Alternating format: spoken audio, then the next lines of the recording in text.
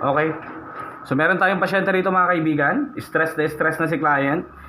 AMD Ryzen 3 with Radeon Vega Graphics AMD mga kaibigan. Acer Aspire 3. Yes, naka 4GB RAM and naka 1000GB or 1TB hard disk. Nagsasakitan ng ulo ni client dito, super bagal daw.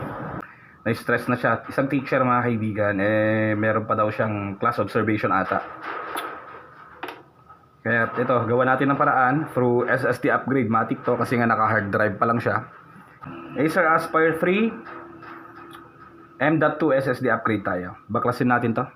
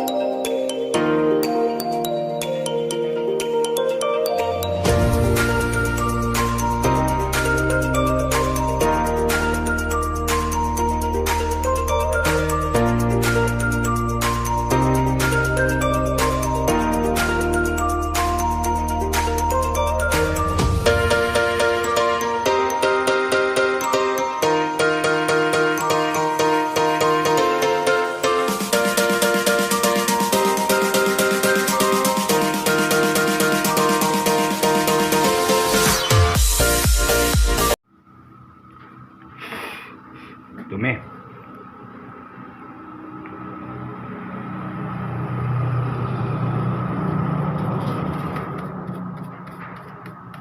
This time, installan na natin ng bagong M.2 SSD.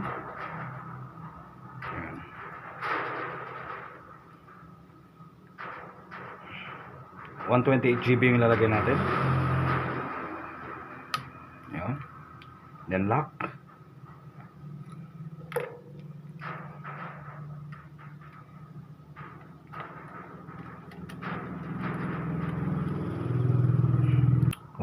GB. So, OS installation na tayo. Sa OS installation mga kaibigan, fast forward na ni Teacher Kevin PH. Kung gusto niyo matutunan kung paano mag-format, ibang video yon mga kaibigan. Link will be on the description below. Alright? Kasi syempre kailangan nyo pang gumawa ng bootable device, especially sa mga beginners. So, let's do this. Let's start.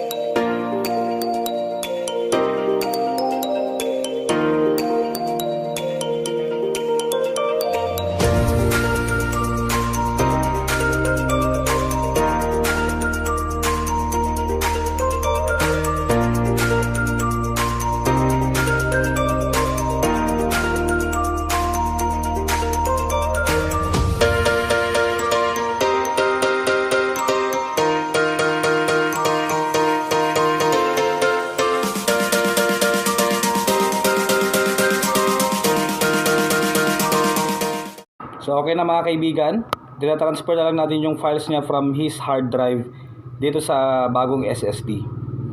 Alright, so hanggang dito lang muna mga kaibigan. Maraming salamat sa inyong panonood at huwag niyo pong kakalimutan mag-subscribe.